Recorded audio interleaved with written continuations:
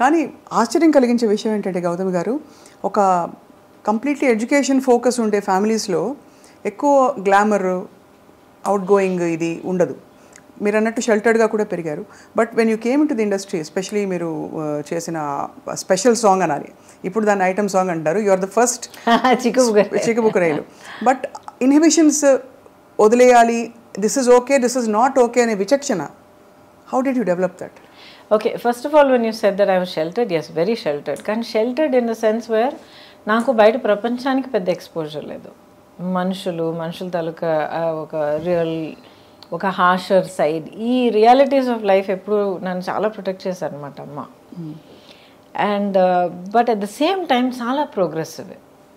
ఇప్పుడు ఒక ఆఫర్ తర్వాత ఒకటి అందరూ ఫోన్ చేయడం మొదలుపెట్టారు అనమాట. ఎందుకంటే ఈ ఫిల్మ్ తాలూకా రషెస్ మెడ్రాస్లో చూసి ఎవరికి వస్తాయి అని చెప్పి అందరూ అడగడం మొదలుపెట్టారు. బికాజ్ ఆ టైంలో మీరు ఇంట్రడక్షన్ అన్నప్పుడు అప్పటికున్న సీనియర్స్ అందరూ they were getting married and you know taking time off and all that. Radha garu, Suhasini garu, ఆ తర్వాత రేవతి గారు, వీళ్ళందరూ they're all like way my senior. నేను ఇండస్ట్రీలో అడుగు పెట్టేటప్పటికి they were you know getting next phase of life పెళ్లి చేసుకోవడం అంతా ఆ స్టేజ్కి వెళ్తున్నారు. సో ఎక్కడో నా బ్రషెస్ చూశారు, ఎవరి అమ్మాయి కొత్తగా ఉంది, తెల్లగా ఉంది, ఇవే మనకి ఫిక్సేషన్ ఇదే కదా. Started calling up. నమ్ముతాను, ఏంటి ఫోన్ చేస్తూనే ఉన్నాను, వదిలేయండి నా చదువు నేను చూసుకుంటున్నాను కదా అంటే, దెన్ ఫైనలీ ఒకరోజు కూర్చోబెట్టి చెప్పారనమాట, చాలా ఆఫర్స్ వస్తున్నాయి, నీకు చదువు అనేది ఎప్పటికీ వస్తుంది, యూఆర్ అ గుడ్ స్టూడెంట్, ఎందుకంటే యూ ఎంజాయ్ ఇట్, నీ మెరిట్ మీద ఈ సీట్ తెచ్చుకున్నావు, చదువుకుంటున్నావు, కొంతకాలం అయిన తర్వాత గ్యాప్ తీసుకుని మళ్ళీ చదువుకొచ్చినా కూడా you will do it. This is an opportunity that not everybody gets. ప్రతి ఒక్కరికి రాదు ఇలాంటి ఆపర్చునిటీ. ఫిల్మ్ ఇండస్ట్రీ ఏంటని మమ్మల్ని అడిగితే మాకు తెలియదు, కానీ ఫిల్మ్, ఆ మీడియం ఆఫ్ ఫిల్మ్ అనేది మాత్రం చాలా గొప్ప కళ. టెక్నికల్గాను, క్రియేటివ్గాను, పర్ఫార్మెన్స్ కానీ ఏదైనా సరే చాలా గొప్ప మీడియం అది. It's a great art, it's a amalgamation of many great arts అని చెప్పారు. ఇది ఏంటి అని చెప్పి ఒక సినిమా చూసి చేసి ఎక్స్ప్లోర్ చేయాలని కనిపిస్తే వెల్ అండ్ గుడ్. లేదమ్మా నాకు వద్దు, I'm not interested, tell them to go అంటే we close that door, up to you. So 5 నిమిషాలు కూడా ఫ్యూ మినిట్స్ ఆలోచించేసాడు, సరే ఓట్ చేసి చూద్దాం. ఆ ఒక్క cinema Gandhinagar 2nd Street. And that experience was so good. నన్ను ఎంత జాగ్రత్తగా సెట్ మీద చూసుకున్నారంటే అంత జాగ్రత్తగా చూసుకున్నారు.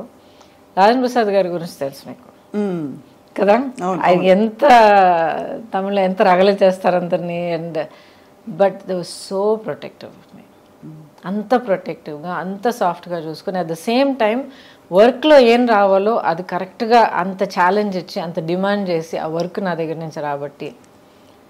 తెలుగు తెలియదు, చీర కట్టుకోవడం చేత కాదు, కెమెరా అంటే ఏంటో తెలియదు, ఏ లైట్ ఏదో కూడా నాకు తెలియదు, లైట్ అండ్ షాడో ఏంటో తెలియదు. So I learned from day 1 ఒక డ్రై స్పాంజ్ లాగా మొత్తం సోక్ చేయడం వల్లే.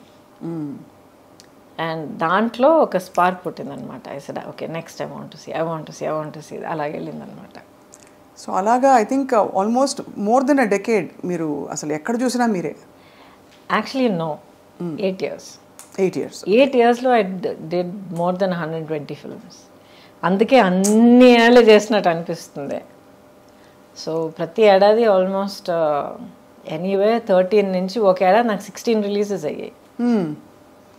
సో 5 భాషల్లో చేసేదాన్ని, 5 languagesలో వర్క్ చేసేదాన్ని. ఎంత గొప్ప విషయం అది, అంటే ఎంతమందికి ఆపర్చునిటీ వస్తుంది అసలు. Yeah, I'm blessed. అండ్ మీకు universally acceptable features and body language ఉండడం కూడా హిందీలో for example it's a blessing కదండి. అప్పటికి అమ్మ వాళ్ళు what did they feel me career చూసి? ఫస్ట్ ఏమో లేదమ్మా I want to explore this అని అన్న వెంటనే అమ్మ అప్పుడు ఫుల్ ఫ్లెడ్జ్ ప్రాక్టీస్ ఉండింది, తన డయాగ్నోస్టిక్ క్లినిక్ అదంతా ఉండింది అక్కడ. అఫ్కోర్స్ నాతో ఏం చెప్పలేదు. అండ్ నా state I was hardly 17 years old.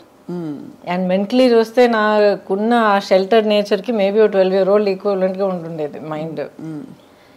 But నాకు తెలియకుండానే ప్రాక్టీస్ మొత్తం వైండప్ చేసి తన లైఫ్ అక్కడ ఫుల్ స్టాప్ పెట్టి కూతుర్ని ఒంటరిగా డెఫినెట్గా ఒక్కరోజు కూడా పంపించే ప్రసక్తే లేదండి. నేను అదే అడుగుదాం అనుకున్నాను మిమ్మల్ని. అంటే అమ్మ వాళ్ళంత బిజీ, మీతో ఎవరు వచ్చి ఉంటారా అని అనుకుంటాను. She packed up her whole life because she wanted me to have this opportunity. తన లైఫ్ ఈ ఆపర్చునిటీ వల్ల మారడానికి ఇన్ని అవకాశాలు ఉన్నప్పుడు I will give her everything to explore that. So తన లైఫ్, తన కెరియర్, తన ప్రొఫెషన్ మొత్తం సాక్రిఫైస్ చేశారు. అమేజింగ్. రాను as I keep getting older and I get older as a mother also, అవన్నీ ఒక్కొక్కటి గుర్తొస్తున్నప్పుడు ఆ మ్యాగ్నిట్యూడ్ ఆఫ్ సాక్రిఫైస్ ఏంటో నాకు అర్థమవుతుంది. ఇప్పుడు కూడా యూనో సమ్టైమ్స్ ర్యాండమ్గా థాట్ వచ్చినప్పుడు కొత్తగా కొడుతుంది అనమాట. ఎవ్రీథింగ్ షీ సాక్రిఫైస్డ్ కదా. ఎంత కష్టపడి ఒక career, profession, business, clinic, practice అంతా ఎవ్రీథింగ్, తన లైఫ్, తన identity. Suddenly she is nobody and then she is Gautami's mother. She was so happy doing it. ఎంత అమ్మగారు, she continued with you for a long time? అంటే right till the end. Throughout. నాన్నగారు ఒకసారి అన్నారు, he said నీకు మీ అమ్మకున్న ఆ bonding అనేది నేను నా లైఫ్లో ఇద్దరు హ్యూమన్ బీయింగ్స్ మధ్యన ఎప్పుడు చూడలేదన్నారు. అంత గ్రేట్, చాలా పెద్ద విషయం. అందులో చాలా మిగతా పిల్లలు ఉన్నప్పుడు ఒక పిల్లకి అంత ఇవ్వడం అన్నది ఇట్స్ నాట్ ఈజీ. చాలా not particularly that she gave me. As matter of fact నేను ఎప్పుడు గొడవపడేదాన్ని, అన్నయ్య అంటేనే నీకు ఎక్కువ ప్రేమ అని. అన్నయ్యనే చాలా ప్యాంపర్ చేస్తావు నువ్వు, అన్ని ముందర అన్నయ్యకి పెట్టిన తర్వాత నాకు పెడతావు, నన్ను అడుగు అన్నయ్య, చాలా గొడవ పెట్టుకునేదాన్ని అనమాట నేను. ఆ తర్వాత అనేది పిచ్చమా అని చెప్పి నచ్చ చెప్పుకుంటూ వచ్చేది. But the thing is that bond was very very strong, very strong. So stardom ఎలా అనిపించింది మీకు once you became a star and suddenly one day you wake up and say ఎక్కడికి వెళ్ళినా కూడా మీకు క్రేజ్ ఒకటి, పెద్ద పెద్ద హీరోస్, పెద్ద పెద్ద ఫిల్మ్ మేకర్స్తో మీరు వర్క్ చేస్తున్నారు, ఎక్కడికి వెళ్ళినా ఇంకా వదలరు కదా. అప్పుడు సెల్ఫీలో ఇది లేదు, బట్ ఎక్కడైనా కూడా ఫోటో తీసుకుంటామనో లేకపోతే ఆటోగ్రాఫ్ ఇమ్మని. ఎలా అనిపించింది? What did you feel about handling stardom? And interesting question. అది ఎప్పుడు నాకు ఒక పెద్ద ఇదిలాగా అనిపించలే. It is matter of fact. ఒక లైఫ్ పాత్ మనం ఎన్నుకున్న తర్వాత, ఒక కెరియర్ తీసుకున్న తర్వాత, మనం దానికోసం వర్క్ చేసిన తర్వాత దానికి వచ్చే it's a result, it's a part of the package. So ఒక పబ్లిక్ పర్సనాలిటీగా ఉండడం, బయటికి వెళ్తే నలుగురు గుర్తుపెట్టడం, మాబ్ అవ్వడం, ఇదంతా I took it as part of విసుగురాలేదు అసలు? ఎందుకండి విసుగు వస్తుంది?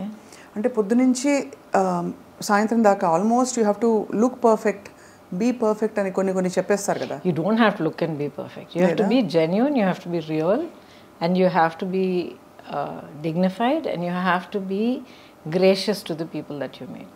కలిసేవాళ్ళు మీకు మూడ్ బాగాలేదు, లేకపోతే మీకు తలనొప్పి వేస్తుంది, లేకపోతే ఏదో టెన్షన్లో ఉన్నారంటే చెప్పండి, ఐఎమ్ సారీ అండి ఇప్పుడు కాదండి, some time later, nice to meet you అని చెప్పి వెళ్ళాలి. వాళ్ళ మీద గసిరి నానా మాటలని అనిపించుకొని ఇది అనవసరం. So people understand, I'm not having a great day అని చెప్తే they will understand, oh I'm so sorry ma'am, please take care అని వెళ్ళిపోతారు. So how you conduct yourself is what is important. తర్వాత మీరు అన్నారు కదా ఈ పబ్లిక్ పర్సనాలిటీగా ఉన్న ఆ స్ట్రెయిన్. చాలా సింపుల్గా అడుగుతానండి. ఇప్పుడు ఒక ప్రొఫెషన్ మీరు ఎన్నుకున్న తర్వాత ఆ ప్రొఫెషన్లో mark of success is being known. అవును, ఎంతమందికి తెలిస్తే మీరు అంత పెద్ద సక్సెస్. సో ప్రపంచం అంతా అందరి మధ్యలో మీకు ఒక ప్లాట్ఫామ్ దొరికినప్పుడు I want my privacy, I don't want be bothered, too much of stress అంటే either you're being very hypocritical or you're insulting your fans. Correct. Only those two. Okay. Either you're being a hypocrite or me fans మీరు insult చేస్తున్నారు. కొంతమంది వాళ్ళ ప్రేమ తెలియపరచడంలో కొంచెం maybe they might get over enthusiast, కొంతమంది కొంచెం ఇన్అప్రోప్రియేట్గా behave చేయొచ్చు, but వాళ్ళని you have to learn to handle them. కాలేజ్కి వెళ్ళే పిల్లలకే ఈ రోజుల్లో అన్వాంటెడ్ ఇదంతా ఫేస్ చేయాల్సి వస్తుంది. So how you handle people is up to you.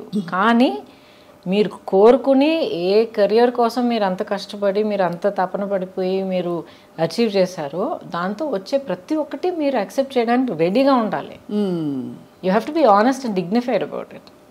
And you have to అక్కడ రియల్గా ఎలా అనిపిస్తే అలా హ్యాండిల్ చేయాలి, అంతే కదా. You have to. సిచ్యువేషన్ కొంతమంది మనం చూస్తాం, కొంతమంది అసలు ఎల్డర్లీ పీపుల్ అసలు నడవలేక కూడా కొంతమంది వచ్చి అమ్మ ఎలా ఉన్నావు మంచి వీళ్ళు పట్టుకొని మాట్లాడి, ఏదో పని మీద ఉంటాం, ఏదో కంగారులో ఉంటాం, ఇంతమంది నలుగురు పిలుస్తూ ఉంటారు. But you have to take that moment. ఎందుకంటే ఆవిడ లైఫ్లో లేకపోతే ఆ పెద్దవాళ్ళ లైఫ్లో they took the trouble to get up and come and see.